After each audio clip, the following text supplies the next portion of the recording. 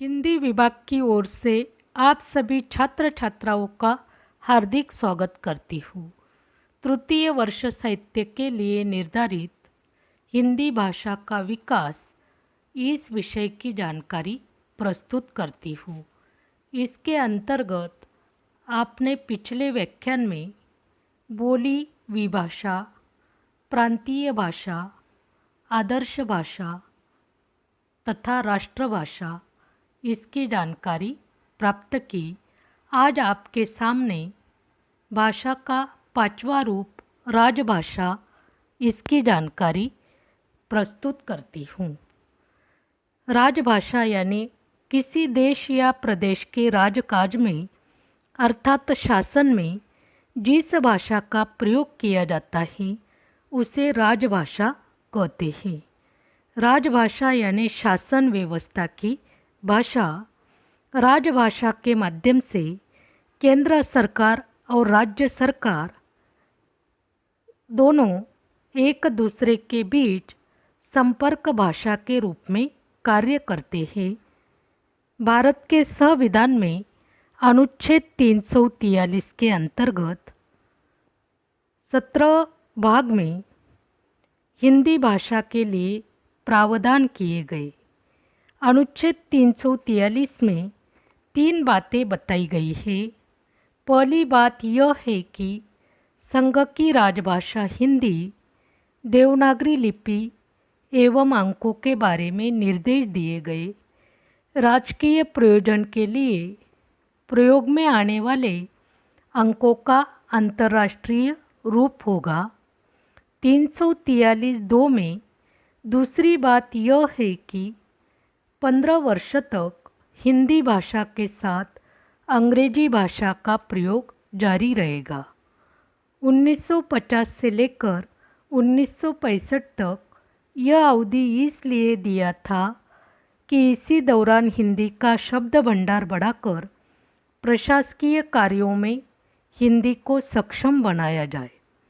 343(3) में तीसरी बात यह है कि संसद को अधिकार दिया गया कि वे चाहे तो 15 वर्ष की अवधि समाप्त होने के बाद भी अंग्रेजी के प्रयोग के लिए प्रावधान कर सकते हैं। इस तरह 1965 के पहले ही गैर हिंदी भाषिक राज्यों ने अंग्रेजी खत्म होने के डर से आंदोलन शुरू कर दिए थे। इसी के कारण आगे राजभाषा अधिनियम के तहत प्रावधान किए गए। जब तक सभी राज्यों की सहमति न हो तब तक अंग्रेजी का प्रयोग जारी रहेगा। इसलिए सभी केंद्रीय कार्यालयों में आज भी हिंदी भाषा के साथ अंग्रेजी भाषा का प्रयोग जारी है।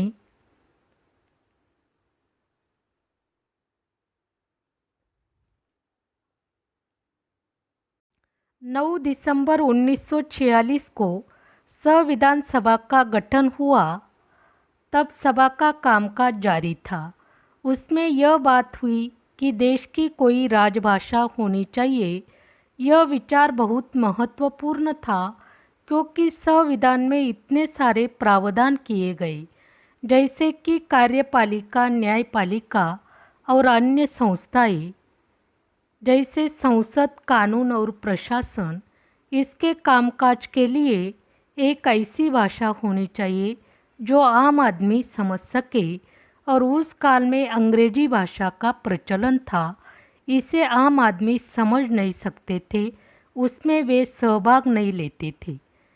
तब घटनाकारों ने विचार विमर्श करने के बाद एक मत से यह निर्णय लिया कि हिंदी भाषा को राजभाषा के रूप में स्वीकृत किया जाए।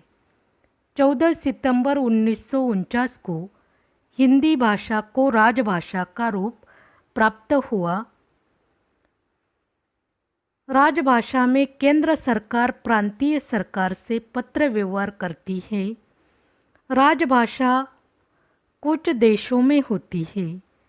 रूस में राष्ट्रभाषा और राजभाषा एक ही है।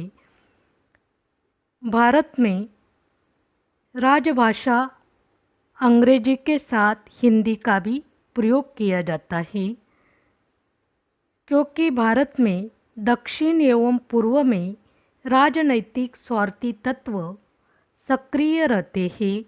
वे अंग्रेजी को हटाने के लिए तैयार नहीं हैं। हिंदी भाषिक पढ़े लिखे लोग भी अंग्रेजी से चिपके हुए हैं। केंद्रीय सेवाओं में जैसे रेल, डाक, इसमें राजभाषा का प्रयोग किया जाता है, परंतु प्रांतीय सेवाओं के लिए जैसे कोर्ट, कचहरी, कॉलेज आदि में राजभाषा का प्रयोग किया जाता है। महाराष्ट्र में मराठी राजभाषा के रूप में प्रमुख है। इस तरह महाराष्ट्र में मराठी, गुजरात में गुजराती भाषा का प्रयोग किया जाता है और हिंदी भाषिक सिर्फ 10 राज्य हैं, जैसे दिल्ली, हरियाणा, हिमाचल प्रदेश, राजस्थान, उत्तर प्रदेश, मध्य प्रदेश, छत्तीसगढ़, बिहार, झारखंड, उत्तरांचल।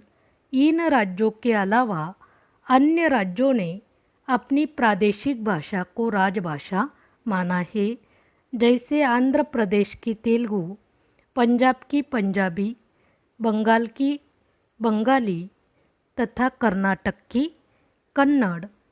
इस तरह आज आपने राजभाषा का रूप, इसकी जानकारी प्राप्त की। आगे हम हिंदी की बोलियों का सामान्य परिचय, इसकी जानकारी प्राप्त करेंगे। धन्यवाद।